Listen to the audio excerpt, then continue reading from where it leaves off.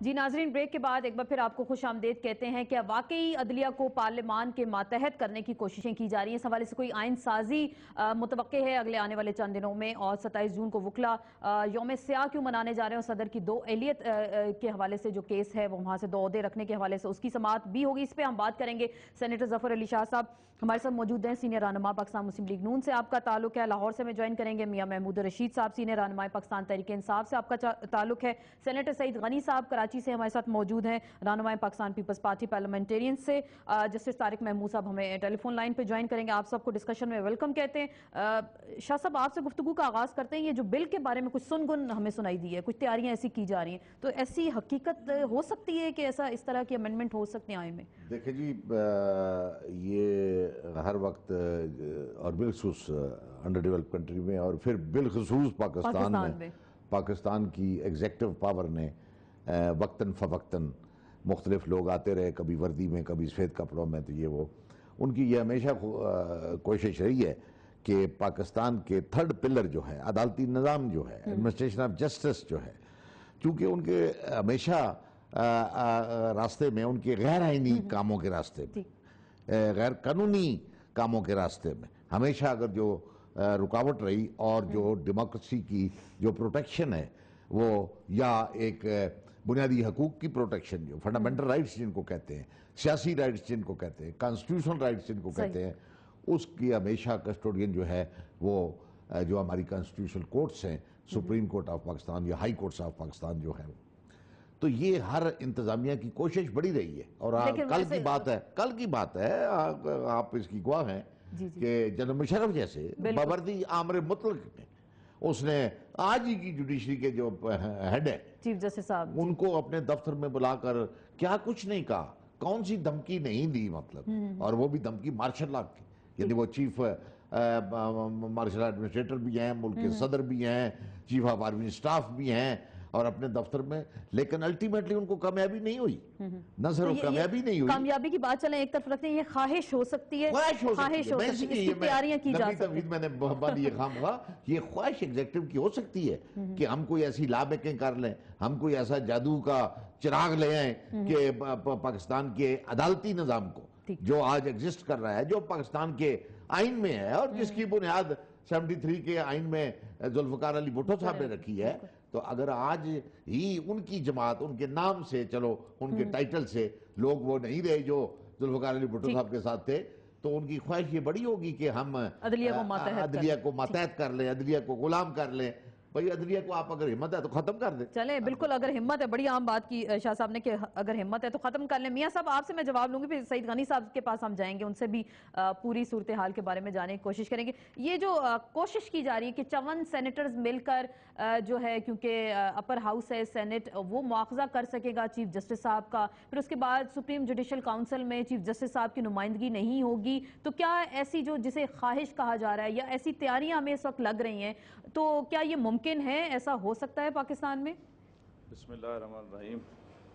دیکھیے آسمہ، اس میں یہ سمجھتا ہوں کہ پیپلز پارٹی اور ان کے جو اتحادی ہیں وہ پے در پے بڑی غلطیاں کر رہے ہیں، اور انشاءاللہ آنے والا وقت یہ بتائے گا کہ وہ بجائے اس کے کہ ریئلسٹک ہو کے عدلیہ سے محاذ آرائی کا جو تہیہ کیے ہوئے ہیں، اس سے پیچھے ہٹتے ہوئے عدلیہ کے فیصلوں کے اوپر اس کی سپرٹ کے مطابق عمل کرتے تو حالات بہت بہتر ہو سکتے تھے. اب جو کچھ وہ کرنے جا رہے ہیں، میں نہیں سمجھتا کہ وہ جتنا بھی زور لگا لیں. نمبر 1 تو یہ ہے کہ پیپلز پارٹی اور ان کے الائز کی پرفارمنس، ان کے ساتھ کتنے لوگ ہوں گے. پوری قوم جو ہے وہ سڑکوں پہ ہے، لوڈ شیڈنگ نے بے حال کیا ہوا ہے، مہنگائی، بے روزگاری، بد امنی، یہ ساری چیزیں ہیں. پیپلز پارٹی کس طرح سے کوئی اس طرح کی قانون سازی کر سکتی ہے؟ الٹیمیٹلی جو سپریم کورٹ ہے اس کو ہر طرح کے قانون سازی پر نظر ثانی کا اختیار حاصل ہے. اگر کوئی بھی یہ قانون یا اس طرح کی آئین کے اندر ترمیم کریں گے جو کانسٹیٹیوشنل نہ ہو، آئین کی سپرٹ سے متصادم ہو، تو سپریم کورٹ اس کا جائزہ لے سکتی ہے، اس قانون کو کالعدم قرار دے سکتی ہے. میں نہیں سمجھتا کہ یہ اس طرح کی کوئی کام یہ کریں گے، اور اگر کریں گے تو کسی صورت بھی اس میں یہ کامیاب نہیں ہو سکتے. پوری قوم جو ہے، پوری قوم سپریم کورٹ کے ساتھ کھڑی ہے. ٹھیک، سپریم کورٹ کے ساتھ سب کھڑے ہیں. سعید غنی صاحب، کچھ ایسی تیاریاں کی جا رہی ہیں، آپ بہتر بتا سکتے ہیں، سینیٹر بھی ہیں، پاکستان پیپلز پارٹی کا آپ حصہ بھی ہیں، کچھ ایسی تیاریاں کی جا رہی ہیں چیف جسٹس صاحب کو مواخذہ نہیں ہو سکے گا، سینٹ کے اپر ہاؤس جو ہے وہ ان کا مواخذہ کر سکے گا، سپریم جوڈیشل کاؤنسل میں ان کی رکنیت نہیں ہوگی، وہ کیسز کو وہاں دیکھ نہیں سکیں گے، تو کیا کہتے ہیں آپ لوگوں کی جانب سے کوئی ایسی تیاری کی جا رہی ہے اس وقت؟ اسما، پہلی بات تو میں بالکل واضح کر دوں کہ فی الوقت ایسی کوئی پلاننگ نہیں ہے، ایسا کوئی منصوبہ نہیں ہے جس کے حوالے سے آپ بات کر رہی ہیں.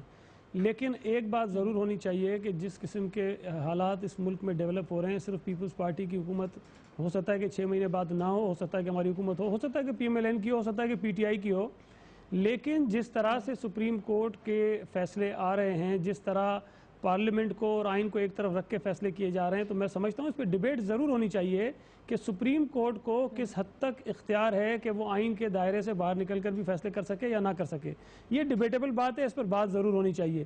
اور کیا سپریم کورٹ کے 3 ججز، 4 ججز، 5 ججز اس ملک کے 446 منتخب نمائندوں سے زیادہ باشعور ہیں، سمجھدار ہیں، با اختیار ہیں، اور ان کو عوام نے اتنا مینڈیٹ دیا ہے کہ وہ ان کے منتخب 446 نمائندوں کی فیصلوں کو اوور رول کر دیں، ان کو اٹھا کے ایک طرف پھینک دیں؟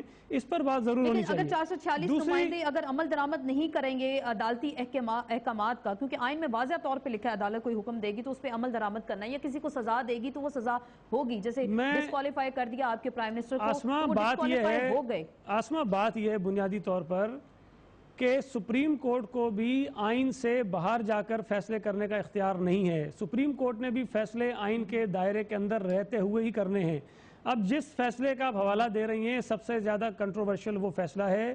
پرائم منسٹر نے اگر NRO کیس کے لاتعداد مطالبات میں سے ایک معمولی سی بات پہ عمل نہیں کیا، اور وہ تھا کہ سوئس اتھارٹیز کو خط نہیں لکھا، اس کی بھی وجہ آئین کے اندر موجود ہے.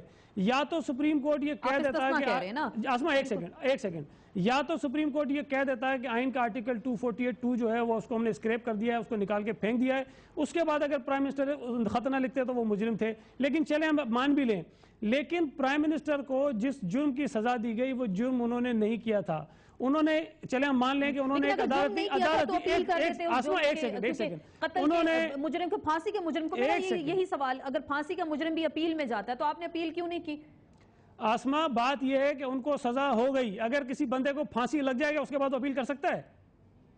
وہ نہیں کر سکتا اپیل. نہیں، سزا تو اگر سنا دی جائے اپیل تو کر سکتا ہے نا، رائٹ؟ آسما، مجھے بات مکمل کرنے دیں.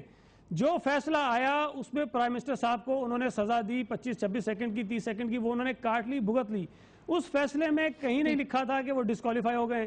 اس کے بعد انتظار کیا گیا کہ ڈیٹیل ججمنٹ آئے گی، وہ آ گئی، اس میں کہیں نہیں لکھا گیا کہ وہ ڈسکوالیفائی کر گئے. اس کے بعد ہم نے شاید یہ محسوس کیا، ہماری پارٹی نے، ہماری لیڈرشپ نے یہ محسوس کیا کہ ٹھیک ہے سزا میں ہو گئی ہے، ہم ڈسکوالیفائی نہیں ہوئے، اس لیے اپیل کی ہمیں ضرورت نہیں ہے، وہ اپیل میں نہیں گئے.